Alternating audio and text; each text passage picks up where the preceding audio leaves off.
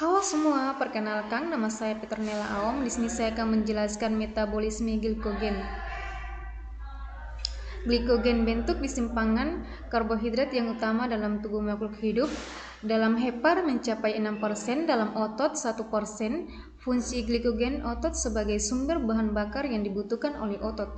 Fungsi glikogen hepar melayani jaringan tubuh lain lewat pembentukan glukosa, mempertahankan kadar glukosa darah pada saat sebelum sarapan. Glikogen dalam hepar mengalami deplesi setelah 12-18 jam puasa. Glikogen dalam otot hanya akan mengalami depresi setelah seorang melakukan olahraga yang berat dan lama. Glikogen disintesis lewat lintas disebut glikogenesis. Pemecahan glikogen melalui lintas terpisah disebut glikogenolysis. Ini gambar molekul glikogenesis. Yang pertama gambar A struktur umumnya, yang gambar B pembesaran struktur pada sebuah titik cabang. Glikogenesis terutama terjadi dalam otot dan hepar. Reaksi fosforisasi ini dikatalisis oleh enzim heksokinase di dalam otot dan diglucokinase di dalam hepar. Yang kedua itu glukosa 6-fosfat akan diubah menjadi glukosa 1-fosfat enzim glucomatase, di mana glukosa 1,6 biofosfat merupakan senyawa antara enzim glukosa 6-fosfat menghasilkan enzim glukosa 1,6 bifosfat menghasilkan enzim P tambah glukosa 1-fosfat. Ini gambar 2 lintas glikogenesis dan glikogenolysis. Senyawa glukosa 1-fosfat bereaksi dengan nurindit trifosfat untuk membentukkan nukleotida aktif urindifosfat. Glukosa dikatalisis oleh enzim unoprofilase. Ini gambar urinidifosfat glukosa bifosfat anorganik oleh enzim piruvatase anorganik akan menarik reaksi ke arah kanan. Persamaan reaksi dengan kerja enzim glikogen sintase. Atom celapa glukosa aktif pembentukan ikatan glikonesis dengan CO4 pada residu glutrominal glikogen sehingga membebaskan unifosfat. Molekul glikogen yang sudah ada sebelumnya akan molekul glikogen primer harus terdapat untuk memicu reaksi ini. Molekul primer glikogen selanjutnya dapat membentuk pada primer protein yang dikenal sebagai glikogen. Penambahan residu glukosa kepada rantai glikogen yang sudah ada sebelum atau molekul primer terjadi pada ujung luar molekul yang bersifat non-reduksi sehingga cabang-cabang pada pohon glikogen akan memanjang begitu terbentuk ikatan 1A yang berurutan.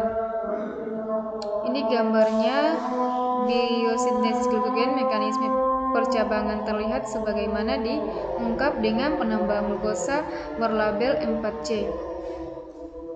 Pengurangan degradasi merupakan tahap yang dikatalisis oleh enzim fosforilase dengan membatasi kecepatan dalam glikogenesis. Di dalam hepar dan ginjal, tetapi tidak di dalam otot, terdapat suatu enzim spesifik yaitu glukosa 6-fosfat yang menerangkan gugus fosfat dari glukosa 6-fosfat sehingga memudahkan difunsi glukosa dari sel ke dalam darah. Peristiwa merupakan tahap akhir dalam proses glikogenesis hepatik yang dicerminkan dengan kenaikan kadar glukosa. Ini gambarnya tahap dalam glikogenesis. Enzim utama yang mengendalikan metabolisme glikogen yaitu glikogen fosforilase dalam glikogenesitase.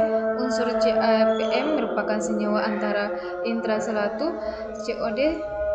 Ini pembentukan dari ATP oleh enzim adenosindase diaktifkan oleh hormon seperti peptid dan dihancurkan oleh fosforilase. Enzim inilah yang mempertahankan kadar normal CAMP yang rendah.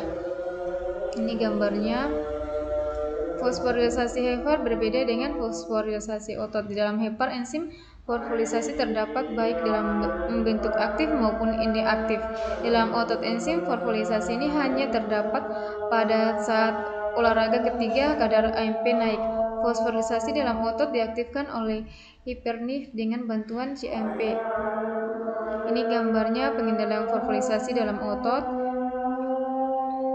Fosforilisasi kinase otot terdiri dari 4 sub-sub, yaitu pembentukan strukturnya. Yang kedua itu subunit A dan B mengandung reduksi sering yang disebut dengan fosforilisasi oleh protein kinase. Subunit C dapat mengikat 4 karbon CO2 terikat karbon O2 dan akan tetapi fosforilisasi kinase hanya akan mempunyai aktivitas maksimal apabila telah mengikat CA2.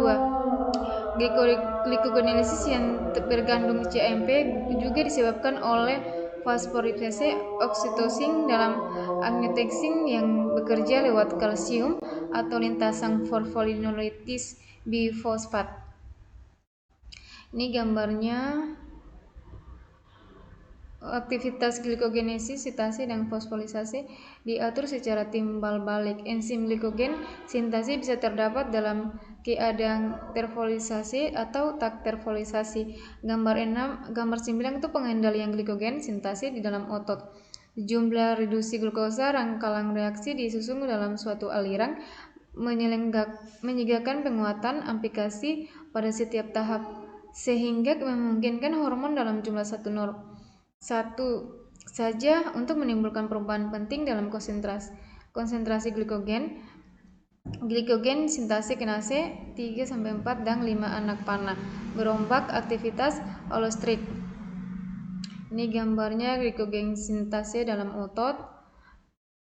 Pengaturan metabolisme glikogen dilakukan lewat keseimbangan aktivitas antara glikogen sintase dan fosforilisasi.